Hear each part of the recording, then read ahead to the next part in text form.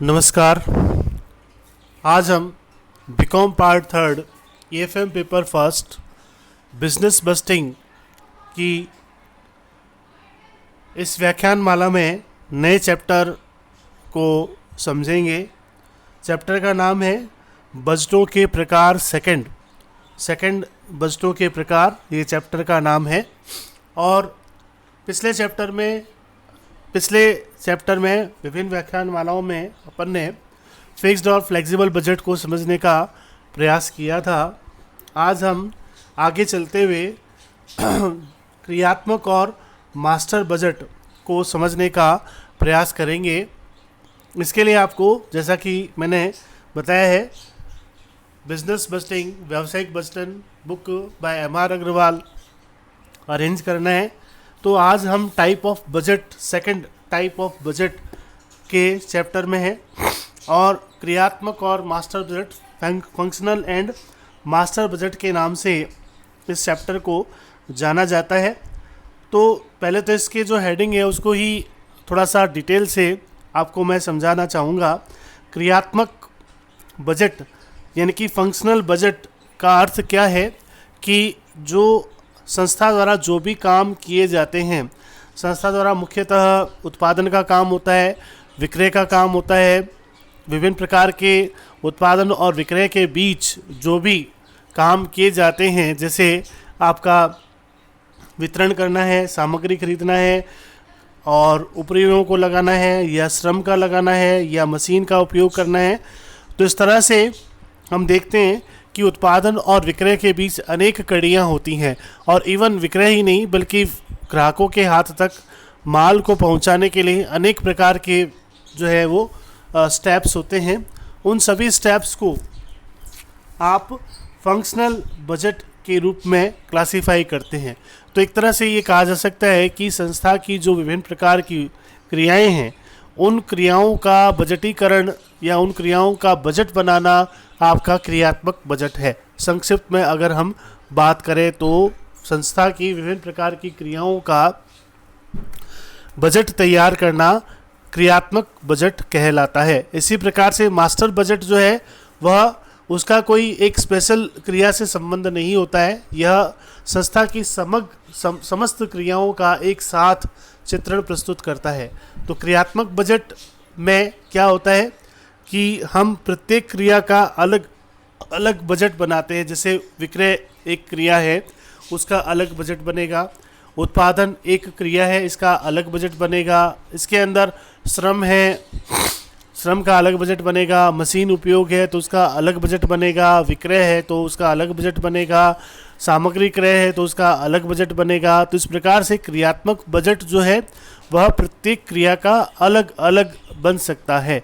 लेकिन master budget समस्त क्रियाओं का एक साथ बजटीकरण किया जाता है, वह मास्टर बजट के नाम से जाना जाता है। तो आशा है स्पष्ट है कि आपके सामने आशा है कि स्पष्ट हुआ होगा कि क्रियात्मक बजट और मास्टर बजट में क्या डिफरेंस है और क्रियात्मक बजट किसे कहते हैं और मास्टर बजट किसे कहते हैं। तो संस्था की प्रत्येक क्रिया के लिए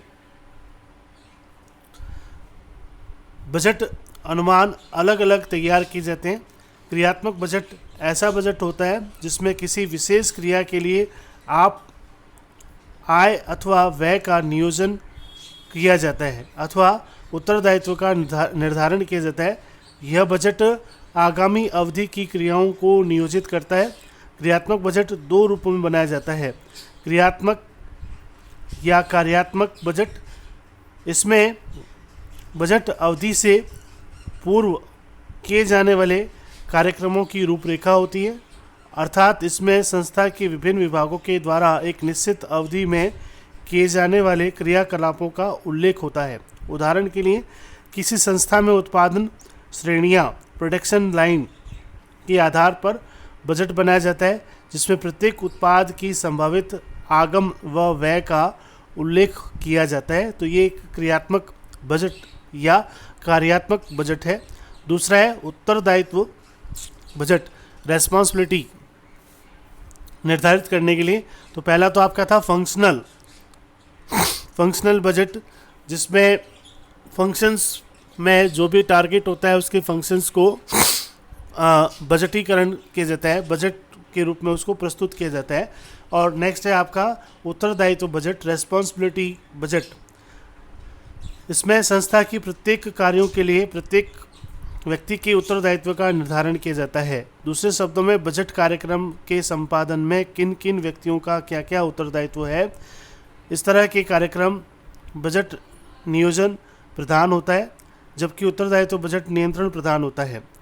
और क्रियात्मक या सहायक बजटों के लिए निम्न प्रकार के बजट बनाए जाते हैं। तो अपन ने इसमें ये समझा है कि बजट जो है वह दो रूपों में बनाया जाता है। एक तो आपका एक्शन के रूप में बनाया जाता है और दूसरा जो है वो रेस्पॉन्सिबिलिटी के रूप में बनाया जाता है।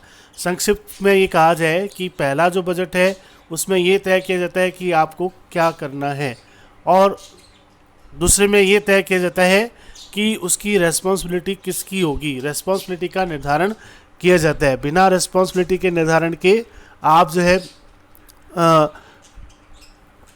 सुधार की गुंजाइश नहीं कर सकते हैं। तो सुधार की गुंजाइश या सुधार करवाने के लिए संस्था की जो फंक्शनल एक्टिविटी है, संस्था के जो कार्यकलाप है, उनमें सुधार तभी संभव हो सकता है जब आप उसकी एक्टिविटी को खुद मॉनिटर करते हैं, खुद उसको वॉच करते हैं, खुद उसकी रिस्पॉन्सिबिलिटी का निर्धारण करते हैं। तो इसके दोनों के आधार पर निम्न बजट बनाए जाते हैं।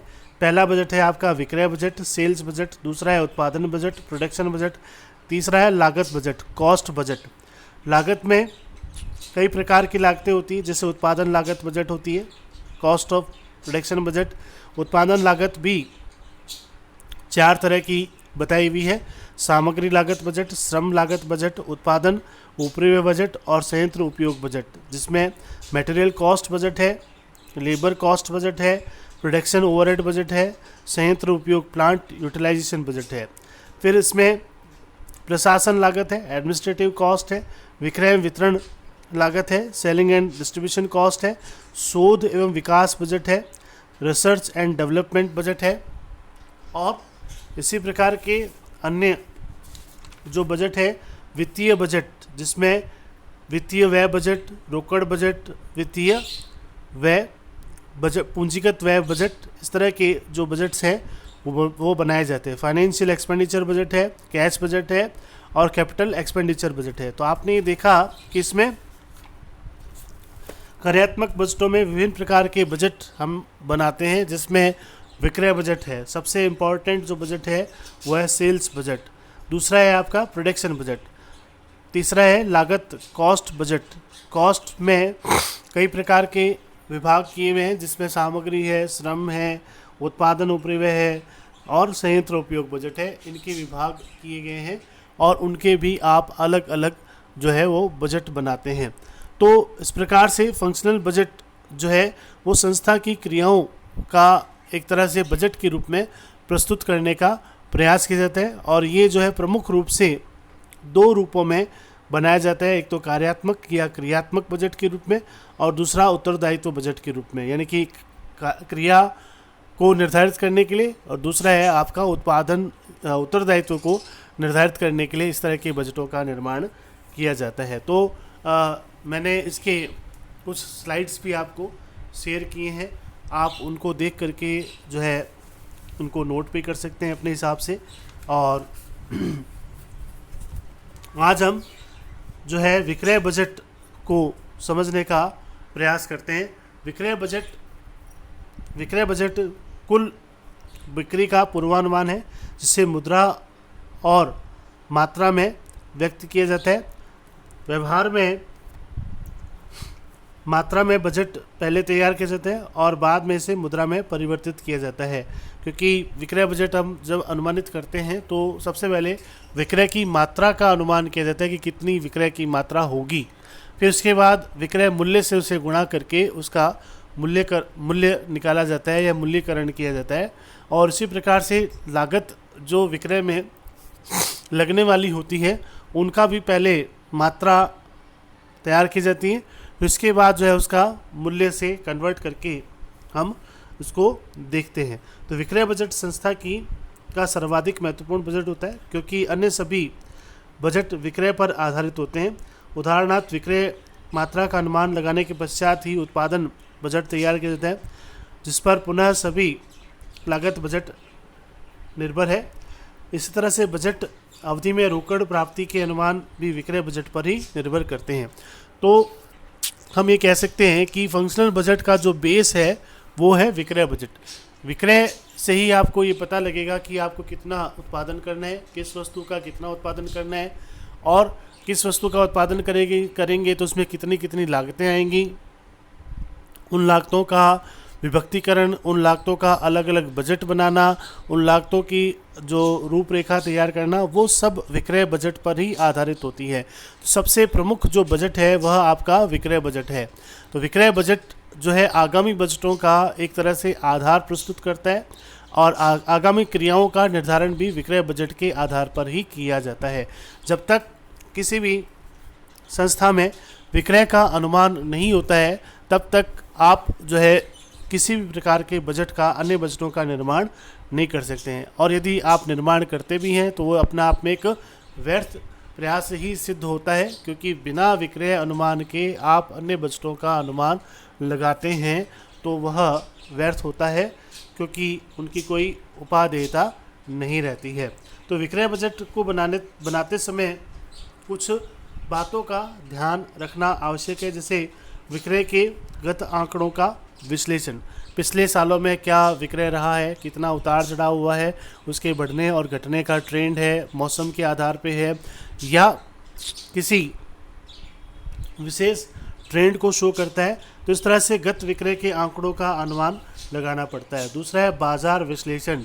बाजार में किस वस्तु की मांग है, उत्पादन का डिज़ाइन क्या है, प्रतिस्पर्धा क्या है, मूल्य आदि क्या है, इन सब बातों का समावेश करते हुए बाजार का विश्लेषण किया जाता है। बाजार पर विशेष नज़र रख करके ही विक्रय बजट आप निर्माण कर सकते हैं। यदि किसी वस्तु का आप निर्माण कर रहे हैं और वो चीज़ फैशन में नहीं है, वो डिज़ाइन फैशन में नहीं है, तो ऐसे बजटों का निर्माण भी व्यर्थ हो जाता है और वस्तु का निर्माण भी व्यर्थ हो जाता है। तो बजट निर्माण से पहले ही आपको यह देखना होता है कि किस प्रकार की वस्तु का उत्पादन आपको करना है, उसकी बाज़ार की मांग क्या है, उसकी डिज़ाइन क्या है, और उसके संबंध में प्रतिस्पर्धाएं क्या है, उसको किस प्रकार से बेचा जाएगा। इन सब बातों का ध्यान आपको बजट निर्माण से पहले ही करना पड़ता है। इस तरह से विक्रेताओं से प्रतिवेदन, जो विक्रेता होते हैं, जो सेल्समैन होते हैं, उनसे रिपोर्ट ली जाती है, मार्केट रिपोर्ट ली जाती है। मार्केट रिपोर्ट जो है वो उनके रिसर्च पर बेस्ड होती हैं। उनका एलोकेशन किया जाता है क्षेत्रवार, जैसे जोन बना दिए, south zone, north zone, east zone, west zone, उसमें क्या क्या संभावनाएं हैं, कौन से जोन में क्या संभावनाएं हैं, कौन सी तरह की पब्लिक कौन सी चीज़ पसंद करती है, ये सब जो चीज़ें वो विक्रेताओं से पता लगती है। फिर है सामान्य व्यावसायिक दशाएं। सामान्य व्यावसायिक दशाएं जिसमें आपके विक्रयकर्ताओं द्वारा प्रस्तुत प्रतिवेदनों के अतिरिक्त राष्ट्रीय और अंतर्राष्ट्रीय दशाओं को भी ध्यान में रखा जाता है। जैसे अभी कोरोना टाइम चल रहा है, तो कोरोना टाइम में लोग बाहर नहीं निकल रहे हैं, तो बाहर नहीं निकलते हैं तो ऐसी वस्तुओं का निर्माण नहीं कर सकते जो शीघ्र खराब होने वाली होती हैं, क्योंकि शीघ्र खराब होने वाली वस्तुओं को शीघ्र लोगों तक डिलीवर करना पड़ता है। अगर वो शीघ्र डिलीवर नहीं होती हैं तो वो वस्तुएं बेकार हो जाती हैं। तो इस तरह से आपको राष्ट्रीय अंतर्राष्ट्रीय स्थितियों को ध्यान में रखते हुए जो है रिपोर्ट लेकर के फिर बजट का निर्माण किया जाता है। जैसे आप लोग देखते हैं कि अभी जो पीपीई किट है उनका निर्माण किया जा रहा है, मास्क का निर्माण किया जा रहा है, सैनिटाइज़र का निर्माण किया जा रहा है। तो कहने का मतलब क्या है कि बाज़ार का जो ट्रेंड है वो काफ़ी बदल गया, परिस्थितियों के आधार पर बदल गया। 6 महीने में इतना तेज़ी से बदलाव आ गया कि जो भी विक्रय आप अनुमान लगाते हो वो पूरा अनुमान ही फेल हो जाता है। इसलिए इन सब परिस्थितियों को ध्यान में रखना पड़ता है। राष्ट्रीय, अंतर्राष्ट्रीय, राजनीतिक परिस्थितियाँ, सरकारी नीतियाँ, इन सब का प्रभाव बजटों पर स्पष्ट रूप से दिखाई देता है। फिर है प्रबंध नीतियों में परिवर्तन। तो विक्रय बजट जो है प्रबंध नीतियों के आधार पर भी बनाया जाता है, प्रबंध नीतियों को ध्यान में रखा जाता है। संस्था की नीतियाँ में परिवर्तन का भी ध्यान रखना चाहिए। उदाहरण के लिए नए उत्पाद या नए डिज़ाइन का विकास, वितरण विधियों में परिवर्तन, विक्रय कर्मचारियों की संख्या में वृद्धि, विज्ञापन व अन्य विक्रय संवर्धन सुविधाएं, मूल्य नीति, रहन सहन की आदत, फैशन आदि में परिवर्तन की संभावनाएं आदि की भावी बिक्री पर प्रभाव पड़ेगा। अतः इसका उचित शुद्धता के साथ अनुमान लगाया जाना चाहिए। फिर है संयंत्र क्षमता। संयंत्र क्षमता को भी ध्यान में रखना चाहिए, वित्तीय पक्ष को भी ध्यान में रखना चाहिए। तो इस प्रकार से जब भी आप विक्रय बजट बनाते हैं तो कुछ विशेष बातों को ध्यान में रखते हुए विक्रय बजट का निर्माण किया जाता है। तो इस तरह से हम ये देखते हैं कि विक्रय बजट निर्माण में बहुत सारी बातें हैं जिनको ध्यान में रखते हुए हम बजट का निर्माण करते हैं। तो आज के लिए इतना ही। आगामी वीडियोज़ में इसी सीरीज़ में हम विक्रय बजट के बारे में कुछ और बातों के बारे में जानकारी लेंगे। तो आज के लिए धन्यवाद। आपका दिन मंगलमय हो। किसी भी प्रकार की कोई क्वेरी हो तो आप आसानी से मुझे पूछ सकते हैं, कमेंट सेक्शन में पूछ सकते हैं या व्यक्तिगत रूप से बात कर सकते हैं। धन्यवाद।